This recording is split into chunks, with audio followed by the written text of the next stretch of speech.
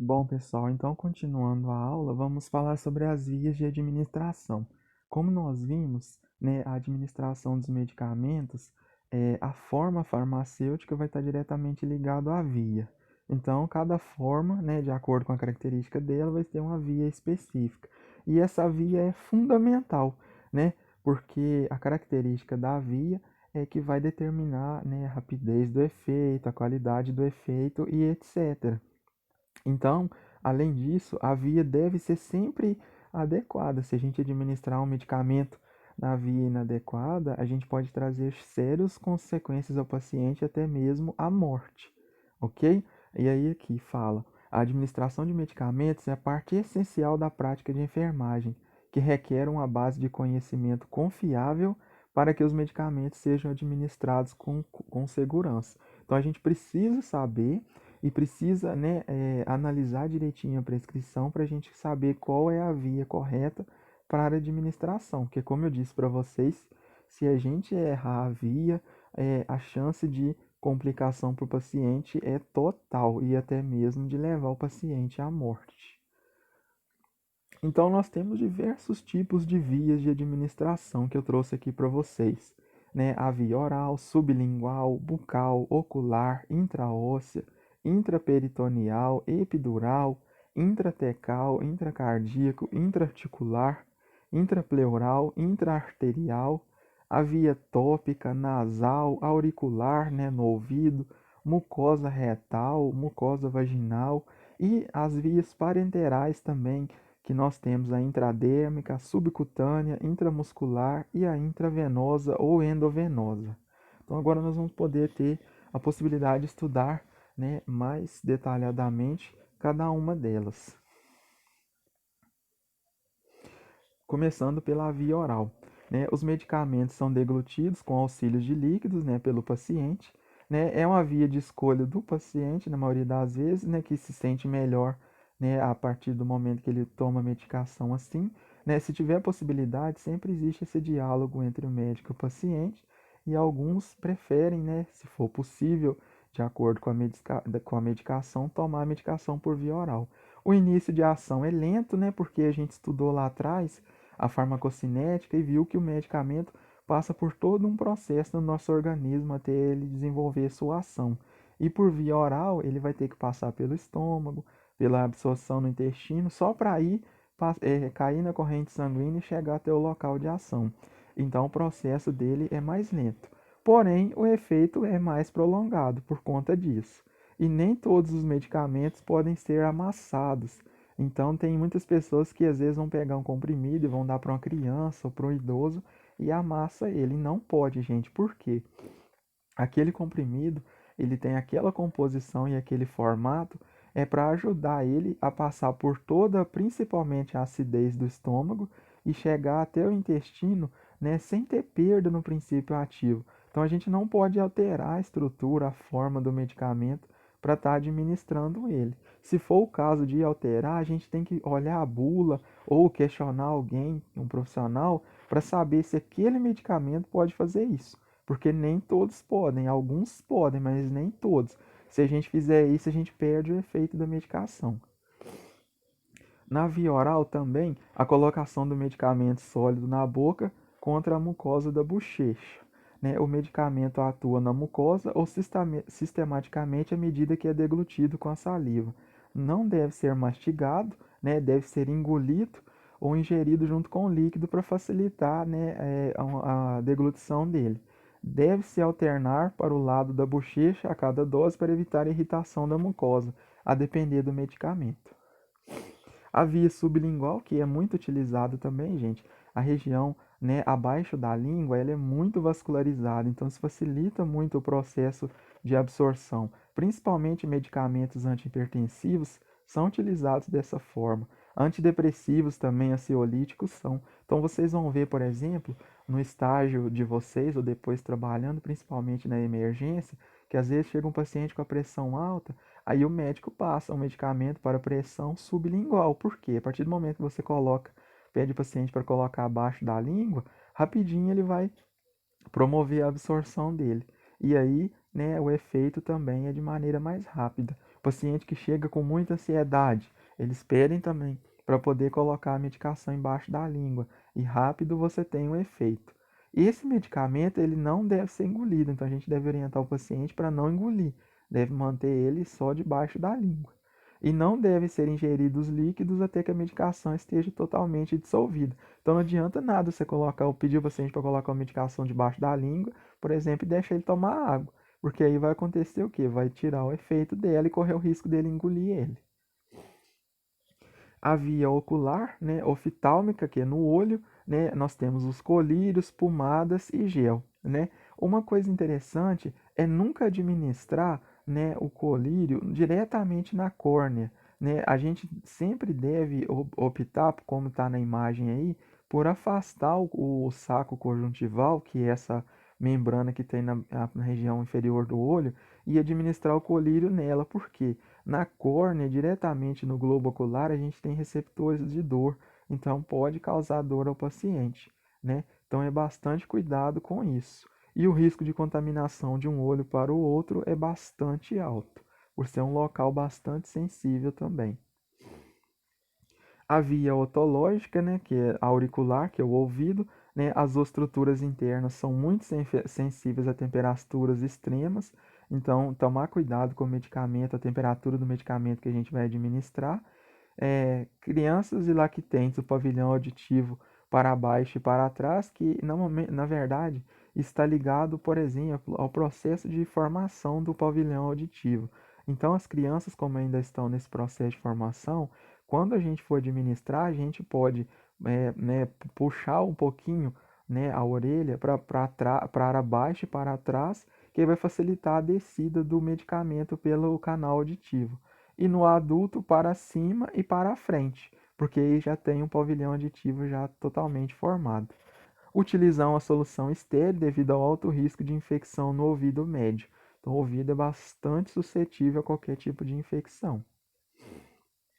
A via tópica, que é aquela administrada diretamente na pele, né? Medicamentos tópicos são aplicados na pele ou nas mucosas, em forma de loções, pó, pastas ou pomadas, né? Enfim, na camada. Eles vão desenvolver um efeito local ou sistêmico, né? E o ideal é que eles sejam aplicados sobre a pele limpa. Então, no momento que você for aplicar uma pomada ou orientar um paciente a utilizar uma pomada, orientar primeiro a fazer a higienização do local, né? Não colocar a pomada sobre a pele suja, né? E se for no seu caso, utilizar a luva de procedimento ou um aplicador para não ter contato direto com a pele do paciente. E se for um ferimento, aplicar a técnica estéreo, né? Nunca utilizar, né, materiais para realizar curativo em ferimento que não estejam esterilizados. A gente vai ver isso mais à frente também, que é bem interessante. A via inalatória, que é administrada na cavidade oral ou nasal, né? Um tubo endotraqueal ou na traqueostomia, de forma que vá para a região pulmonar.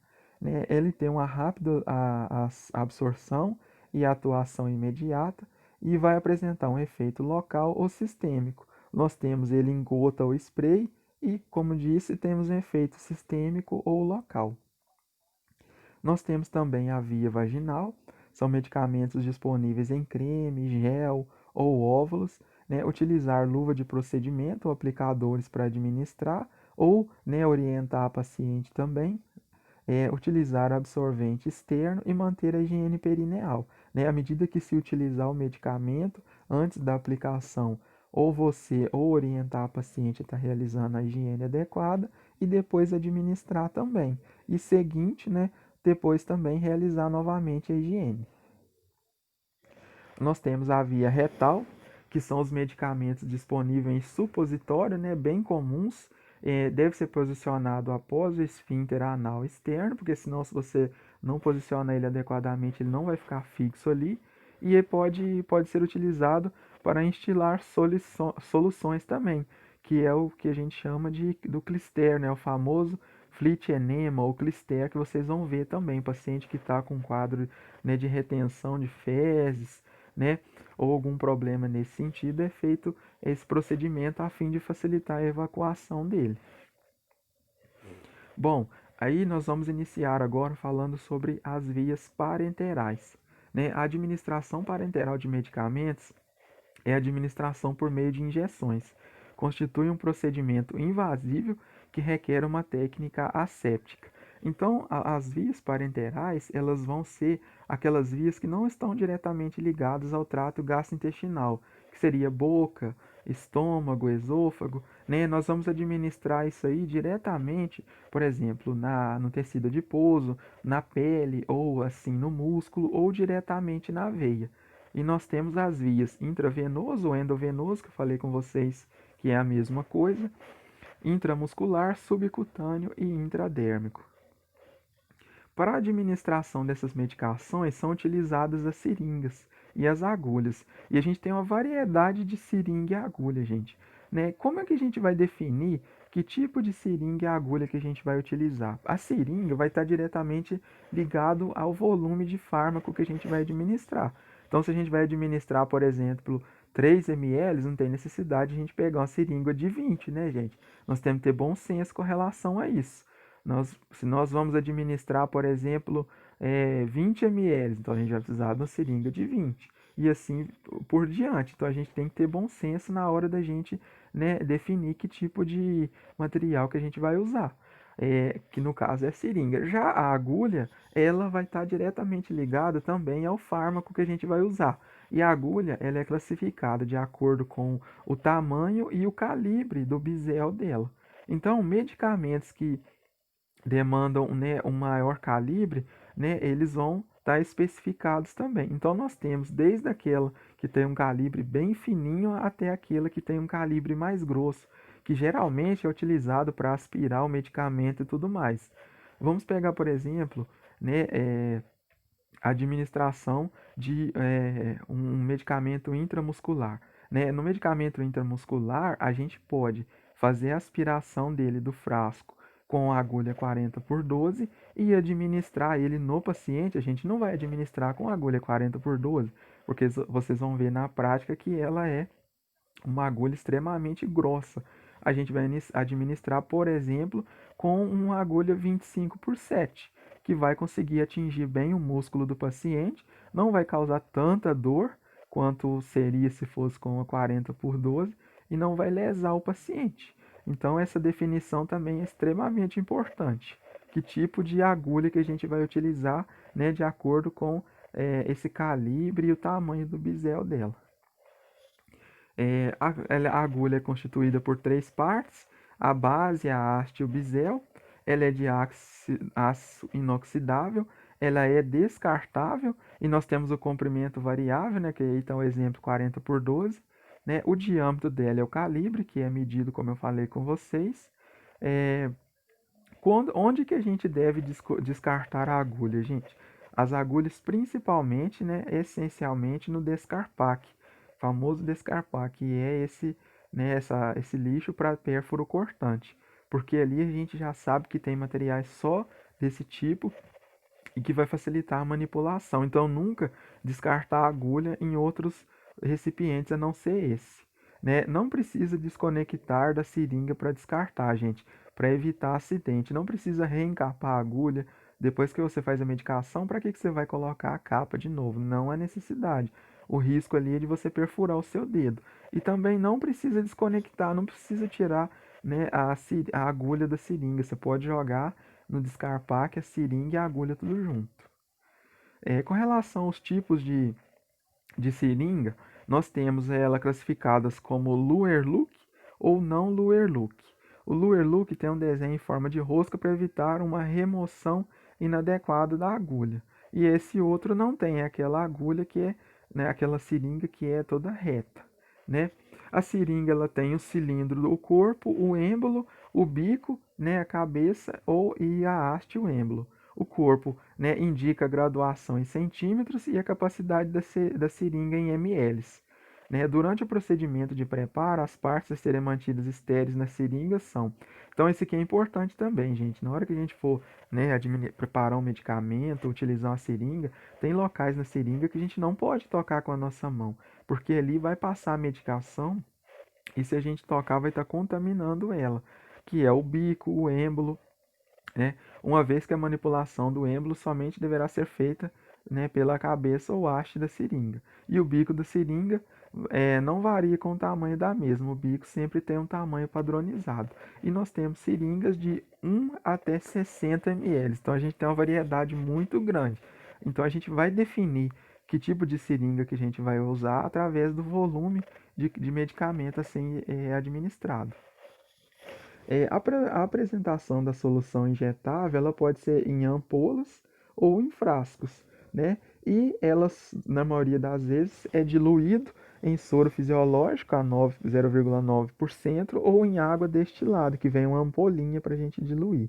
Essa diluição, ela está assinalada na prescrição pelo médico. Então a gente tem que seguir à risca a prescrição.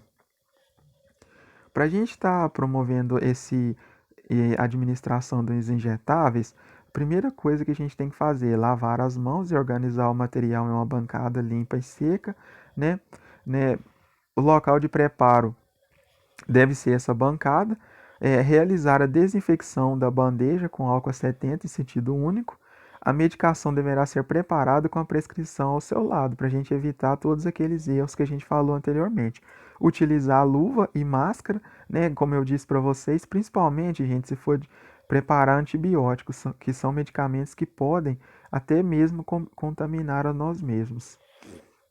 Tem essa capela de fluxo laminar que eu trouxe para vocês aqui, ela não é tão comum em todos os lugares, mas principalmente em hospital oncológico, onde vocês vão lidar com quimioterapia, ou né, em alguns lugares né, que lida muito com antibiótico, pede-se para ter essa capela, porque o objetivo dela é de evitar que né, esses fatores do fármaco eles vêm entrar em contato com a gente, principalmente através da inalação, do contato com os olhos, etc. A gente observa na imagem que a profissional está preparando a medicação com as mãos e tem uma película de vidro entre ela e ele e a medicação, justamente para prevenir esse contato. A via endovenosa, vamos iniciar por ela então. A administração endovenosa é a introdução de fármaco por uma veia na corrente sanguínea. É possível administrar drogas alcalinas irritantes né, ao tecido subcutâneo e muscular. Então, como eu disse para vocês, quando é produzida uma medicação, os cientistas eles já estudam e definem onde ela é melhor absorvida e onde ela não gera problema. Então, como aqui fala, né, que na veia é possível a gente administrar drogas que sejam alcalinas e irritantes ao tecido subcutâneo, ou seja, que não dariam certo de administrar no tecido subcutâneo muscular, né?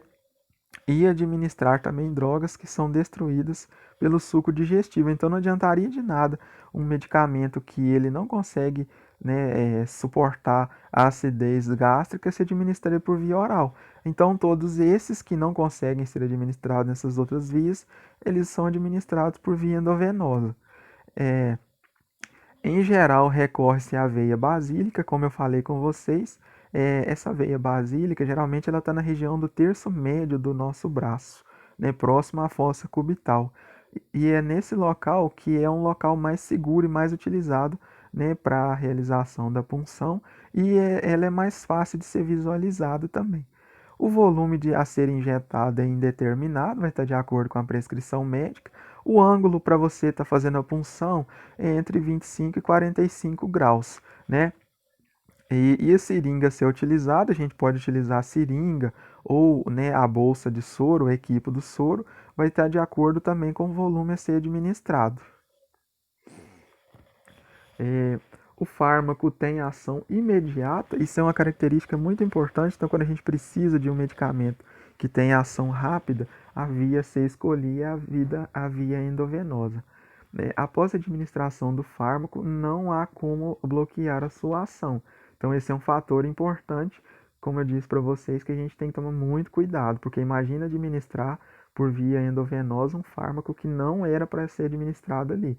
Como a gente não consegue bloquear a ação dele, provavelmente ele vai trazer muitas complicações para o paciente. Então, o objetivo é a gente tomar cuidado com a via que a gente vai administrar. Né? A via de escolha em situação de emergência, quando o paciente chega, por exemplo, né, grave, né, a gente vai precisar fazer uma medicação para ter um efeito rápido, essa é a via de escolha. A velocidade é determinante nas manifestações de reações diversas, então vocês vão ver que tem medicamentos que a gente não pode administrar eles, né, rápido demais.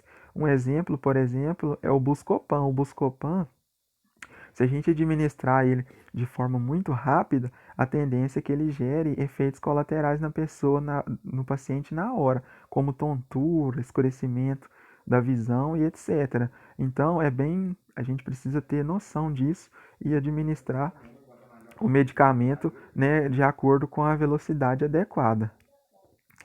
Administra-se apenas soluções aquosas sob forma de solução, introdução do líquido de forma lenta a fim de evitar ruptura dos capilares, originando microembolias locais ou generalizadas. Porque a partir do momento que a gente está administrando um fármaco, exerce-se uma pressão ali sobre aqueles capilares.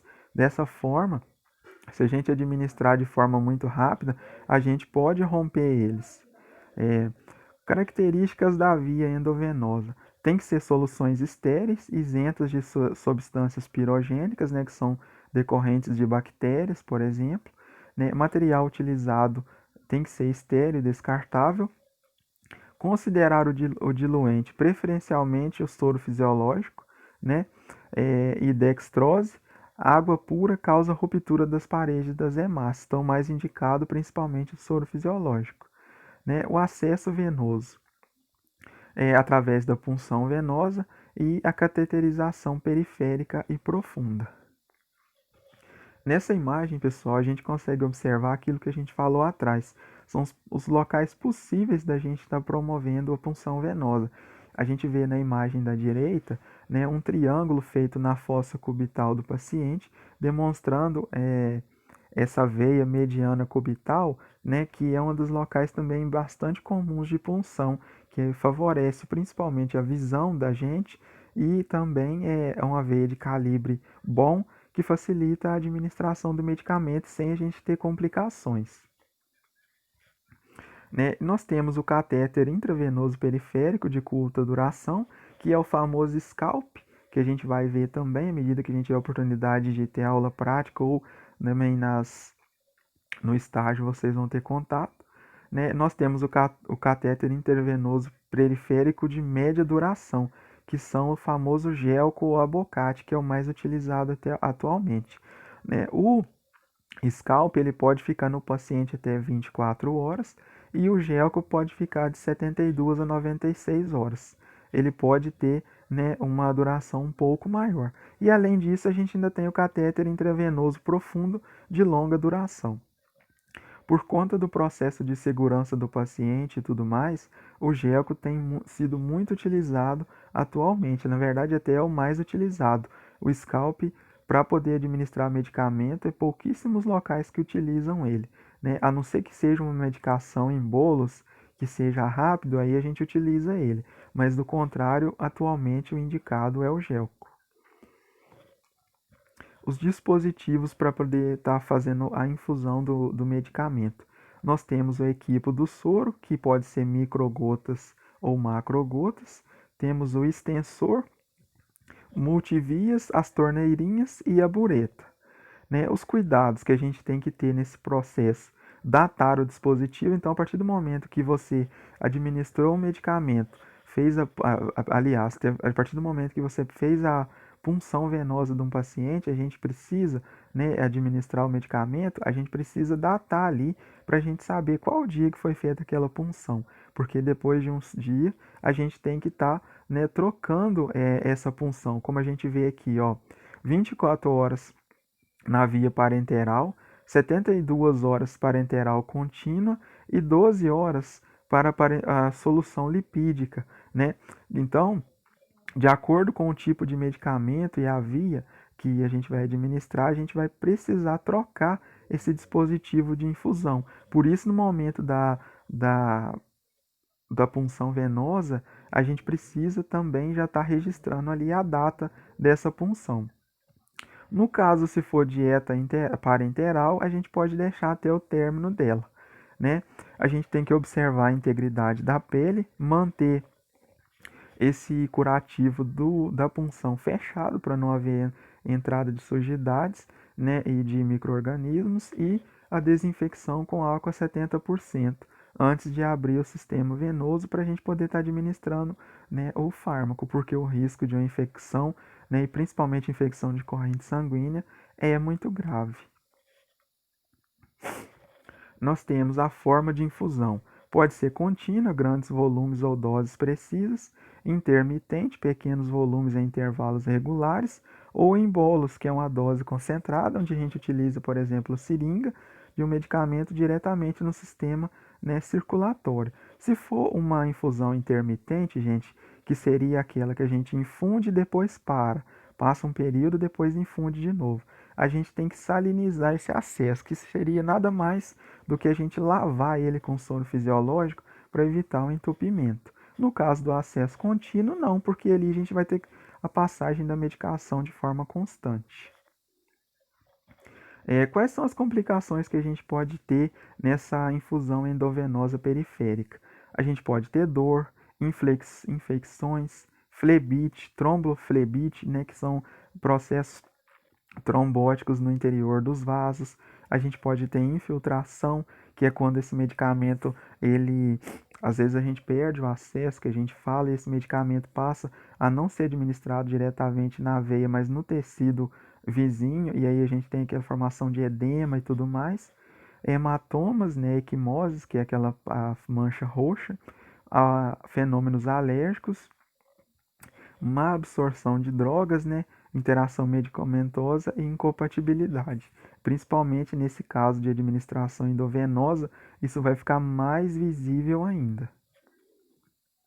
Então a gente consegue observar aqui em algumas imagens, né, formação de um hematoma no local da punção venosa.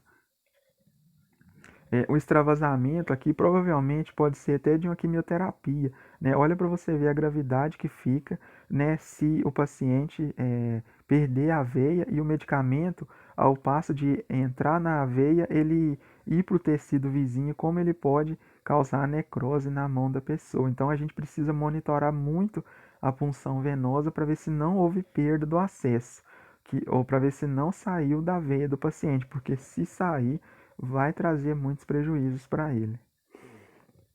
A infiltração que eu falei com vocês aqui não houve necrose.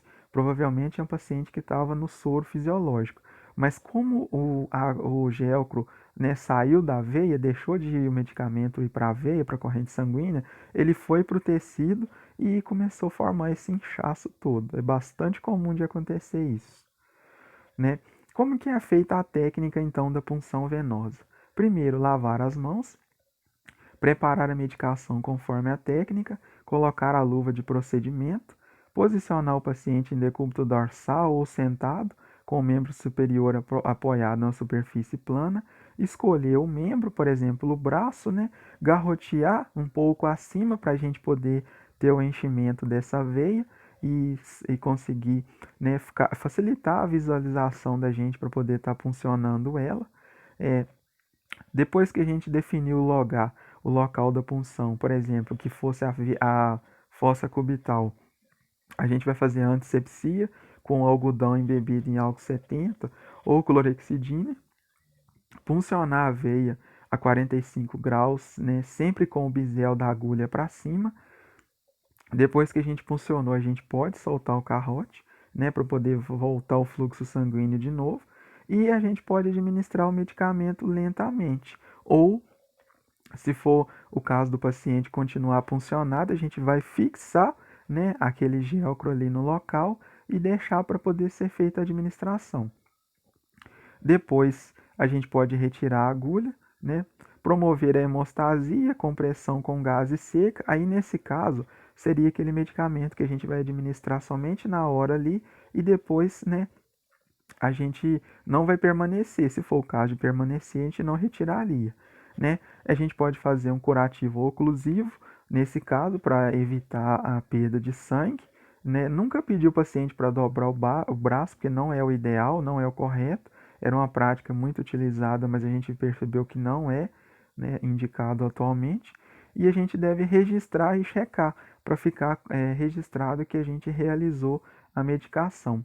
E nunca reencapar a agulha pelo risco de causar um acidente.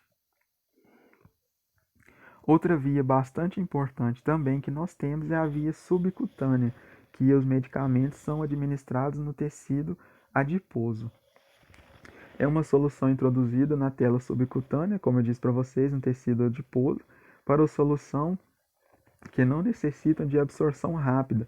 Então, na maioria das vezes, o medicamento que é administrado na via subcutânea são medicamentos que a gente tem como objetivo que eles sejam absorvidos de forma lenta, né? É uma característica dessa via, mas que seja de forma contínua, segura, para que passe por horas absorvendo, né? O volume administrado nessa via é de 0,5 a 1 ml de solução hidrossolúvel. É indicada para aplicação de vacinas, adrenalina, analgésicos, insulina, heparina e alguns hormônios. O tamanho da agulha pode ser de 13 por 3,8 ou 13 por 4,5. A seringa geralmente é 1 ml, principalmente, né, que essa via é muito utilizada para insulina. Ou pode ser de 3 ml também, a depender do fármaco, por exemplo, ela é utilizada também para testes, né? Então pode ser de 3 ml também. Tem outros fármacos que são administrados por via subcutânea. O subcutâneo tem receptores de dor e o paciente pode sentir desconforto. Qual é o ângulo da aplicação subcutânea? Gente, isso vai depender do tamanho da agulha que a gente vai utilizar. Se a gente utilizar uma agulha 13 por 4,5, a gente pode fazer na posição, né, de 90 graus. Agora, se for uma agulha maior, a gente pode fazer ela na posição de 45 graus, porque se a gente fizer na posição de 90, a gente vai estar perfurando todo o tecido adiposo e chegando no músculo. Então, esses dois ângulos de aplicação podem ser utilizados. 90 graus, agulha 13 por 4,5 e 45 graus se for uma agulha maior, por exemplo, 25 por 7.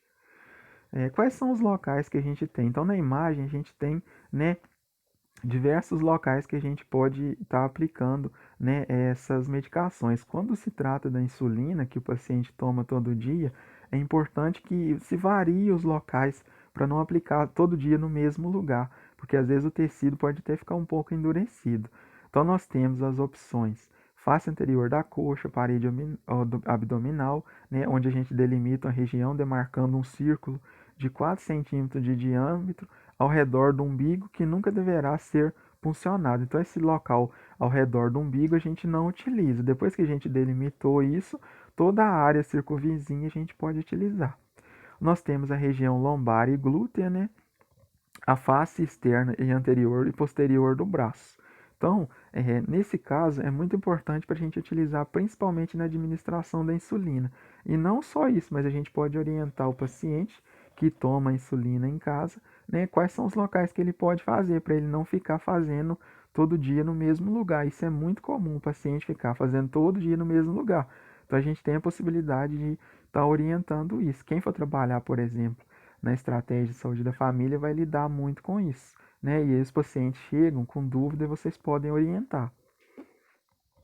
Qual que é a técnica de aplicação subcutânea? Então, lavar as mãos primeiramente, preparar a medicação seguindo a técnica, escolher o local, né, da aplicação e colocar o cliente na posição adequada, proceder à antisepsia do local, fazer uma prega na pele, né? Essa prega, depois a gente vai ver na prática, que ela tem o objetivo de facilitar, né, e evitar que a gente erre, né, que a gente administre, né, no tecido muscular, que o objetivo é ser no tecido subcutâneo.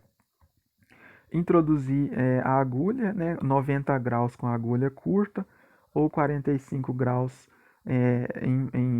com a agulha maior, soltar a pele, aspirar para certificar-se de que não atingiu algum vaso sanguíneo, né? Isso é extremamente importante também, porque a medicação por via subcutânea, ela não pode ser administrada por via endovenosa. Então, quando a gente for administrar, a gente sempre tomar o cuidado de aspirar para ver se a gente não pegou algum vaso sanguíneo. Injetar lentamente a solução, retirar a agulha fazendo uma leve compressão com algodão seco sobre o local. Nada de, né, apertar o local, é simplesmente segurar, apertar ou esfregar nunca. É simplesmente segurar o local. Não massagear, providenciar a limpeza e a ordem do material, lavar as mãos e checar a medicação prescrita. Então a gente vai tá registrando a medicação que foi realizada. No caso intramuscular, a medicação intramuscular. A administração intramuscular vai colocar o medicamento no tecido muscular. E esse tecido muscular ele é bastante vascularizado. A musculatura deve dispor do seguinte conjunto de características: ser um músculo desenvolvido, de fácil acesso e não conter grandes vasos e nervos em nível superficial. Porque da mesma forma do tecido subcutâneo, quando a gente for administrar, a gente tem que introduzir a agulha com o bisel lateralizado, né, para não perfurar a fibra do músculo e aspirar antes da gente administrar, para ver se a gente não está pegando um vaso, porque como eu disse para vocês, o medicamento subcutâneo e o intramuscular ele não pode ser administrado intravenoso. Então, antes de administrar, a gente tem que aspirar para ver se não pegou vaso. Quais são os músculos utilizados então, gente? O deltoide, o vasto lateral da coxa, o glúteo máximo e o glúteo médio.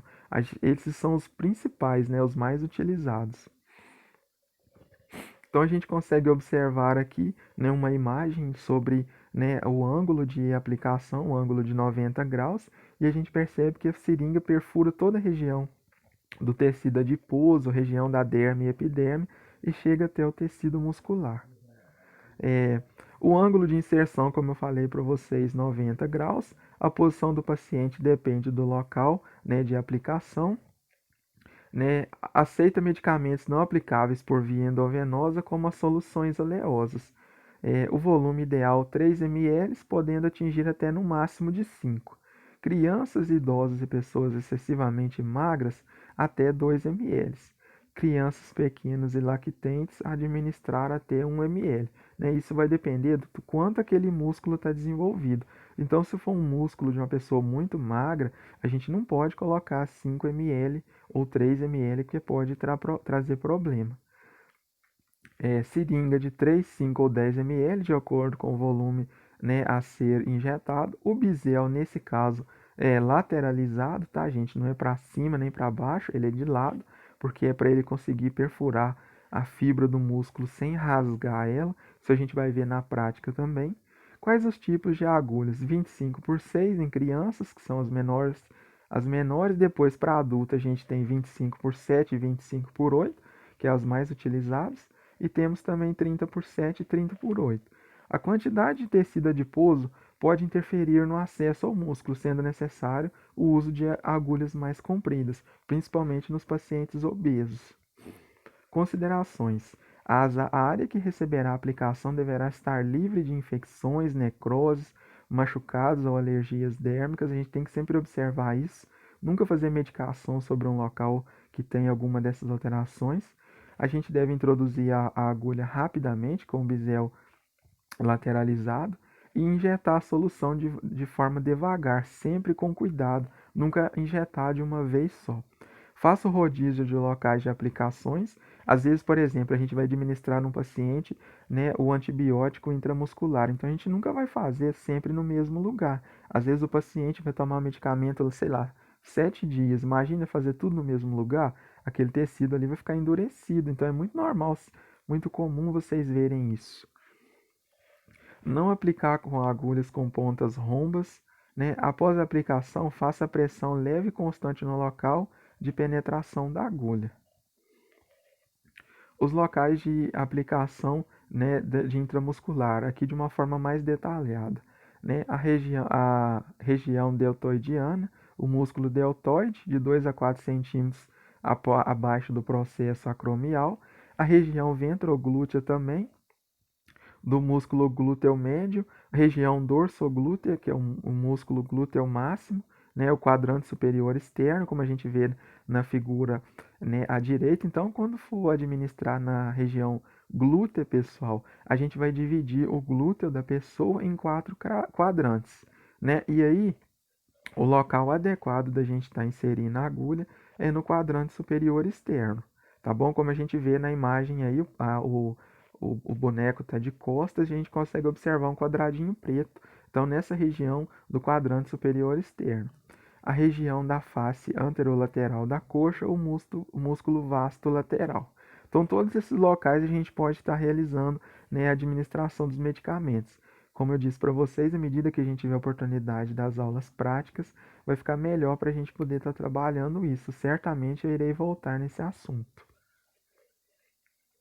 Quais são as complicações que a gente pode ter? Fibrose, lesão do nervo, principalmente se a gente administrar em locais inadequados, a formação de abscessos, necrose tecidual, contração muscular e gangrena. Então, são algumas complicações possíveis, principalmente, né, de a gente não fazer a técnica adequada na hora de administrar. A região do deltoide é um dos lugares bastante utilizados para a administração de medicamentos. Era bastante utilizado. Atualmente não é mais indicado, gente. A região do deltoide ela é indicada atualmente para administração de vacinas, medicamentos, né? O que indica atualmente é na região do glúteo. Então, vocês ainda vão ver, provavelmente no estágio, algumas pessoas, principalmente profissionais mais antigos, administrar medicamento no deltoide, mas não é mais indicado. O indicado agora é na região glútea.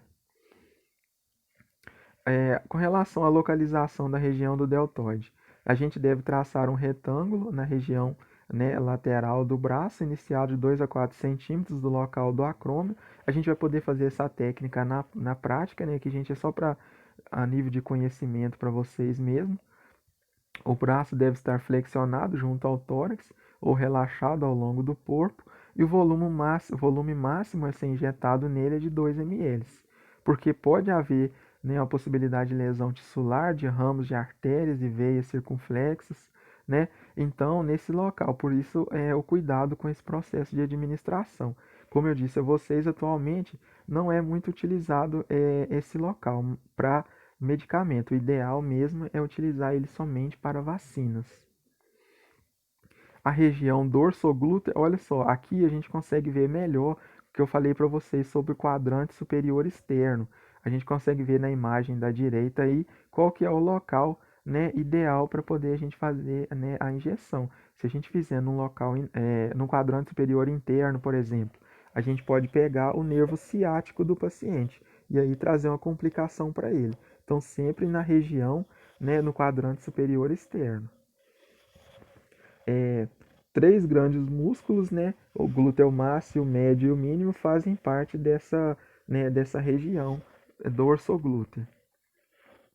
Indicação: adolescentes, adultos e idosos, excepcionalmente crianças com mais de um ano de deambulação, pois sugere um bom desenvolvimento do glúteo máximo. O volume máximo no adulto é de 4 ml, podendo até 5 em alguns casos necessários. Crianças a partir de 3 anos com volume de 1 ml, de 6 a 12 anos 1 ml e meio a 2 e adolescentes de 2 a 2,5 ml. A gente precisa, né, determinar a localização adequada. Como que a gente vai fazer isso? É aquilo que eu falei com vocês. A gente vai estar dividindo a região glútea em 4 quadrantes e vai, né, determinar o quadrante superior externo, seja do lado direito ou do lado esquerdo. E nesse quadrante é que a gente vai fazer, né, a administração do medicamento. Nós temos a região dorsoglútea também. Aí a gente tem as imagens demonstrando a técnica. A região ventroglútea, que não é tão utilizada, né, pessoal, por ser uma região que causa muita dor ao paciente. Essa região ventroglútea é na parte lateral, né, do indivíduo. Então é feita uma demarcação com as mãos e ali, como a gente observa, no meio dos dois dedos você administra o medicamento. Ali a gente tem o chamado o músculo, né, ventroglúteo, que também pode ser administrado. Muito utilizado, principalmente naquelas pessoas que tomam medicação por um longo período de tempo e a gente precisa de ter mais opções de lugares para estar administrando. Então a gente lança mão desse local, mas ele não é tão comum. Alguns cuidados precisam ser tomados, né?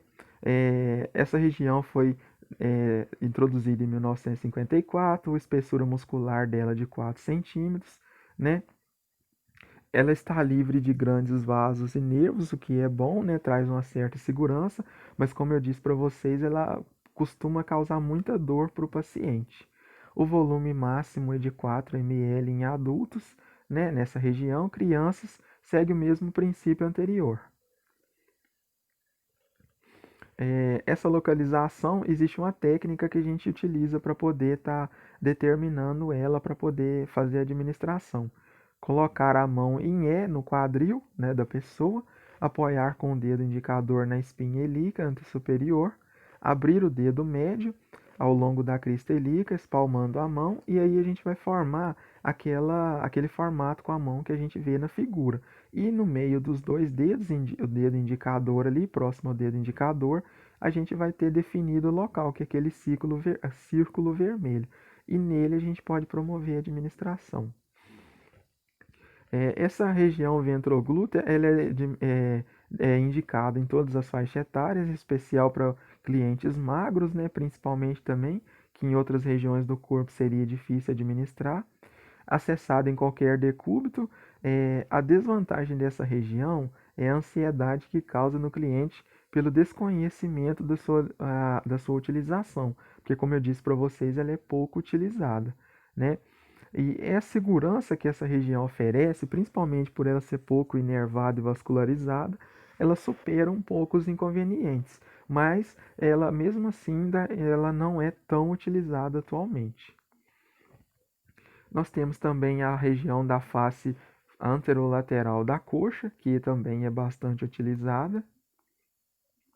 Nós temos, né, nesse local, localizado na região da coxa, um dos componentes do músculo quadríceps femoral na face anterolateral, região de fácil acesso até mesmo para aqueles que se auto-aplicam injeções. Tem boa aceitação na população brasileira. Essa região lateral da coxa é bastante utilizada. O volume máximo dela é de 4 ml. Pode ser utilizado até mesmo em prematuros e neonatos com volume de 0,5 e em lactentes de 1 ml.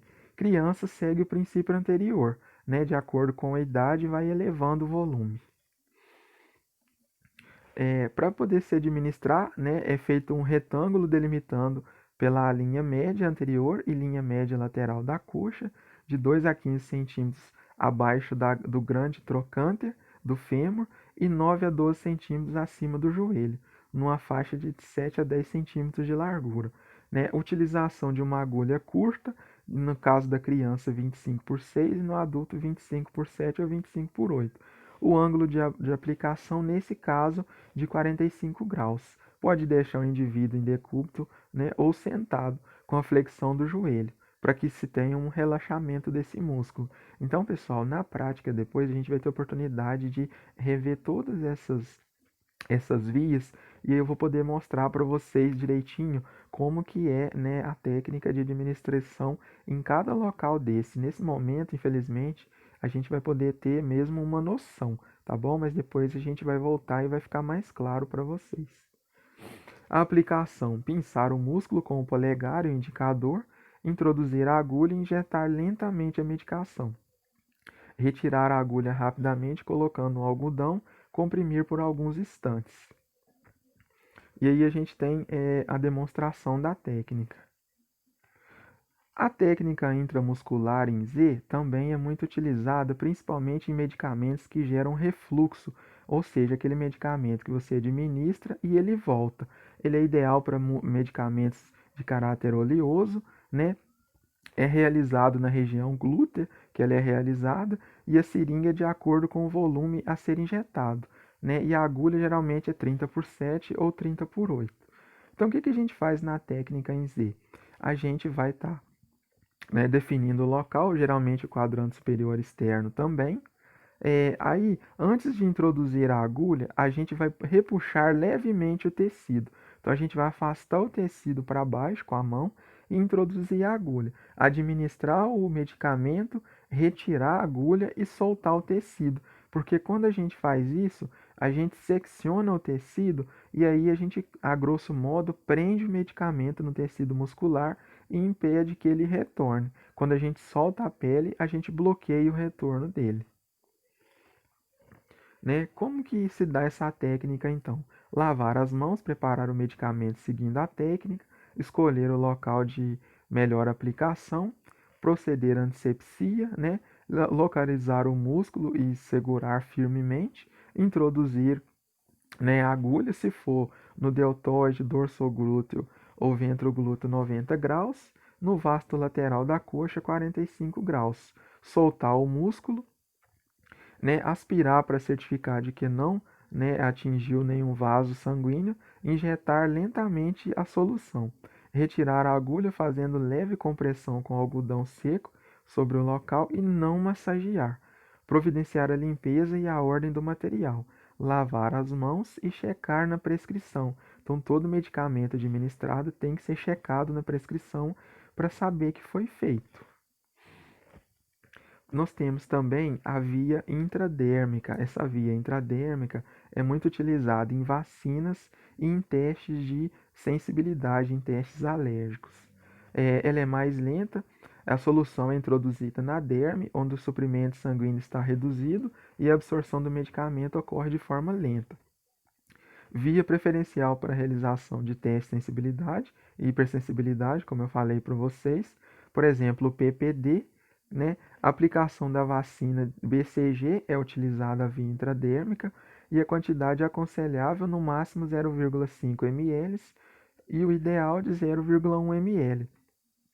O ângulo de 15 graus com o bisel para cima. Quais são os locais que a gente pode, né, administrar? Tem que ter pouca pigmentação, poucos pelos, pouca vascularização, ser de fácil acesso.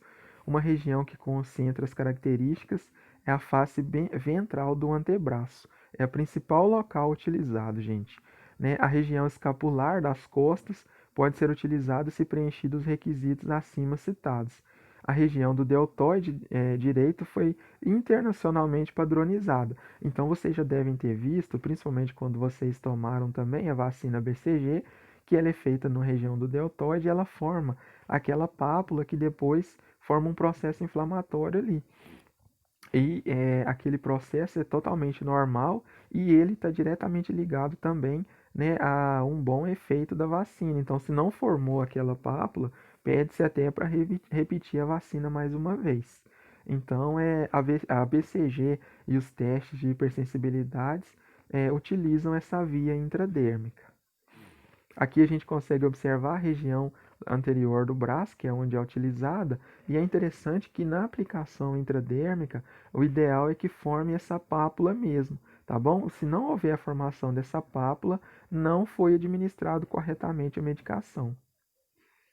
Bom, pessoal, então nós terminamos mais uma aula, né? Essa aula de administração de medicamentos ficou um pouco limitada pelo fato da gente estar nesse processo de educação à distância, né? De ensino remoto, mas como é um assunto fundamental para vocês, a proposta é que depois, à medida que a gente retorne, eu vou voltar totalmente com ela de novo, a gente vai repassar ela de novo, e aí sim, né, dentro da sala, com a possibilidade de estar mostrando para vocês todas as técnicas de novo, passo a passo, para que a gente possa aprender, né, de forma bem bacana mesmo todo esse processo que ele é fundamental para vocês. Obrigado a todos e até a próxima.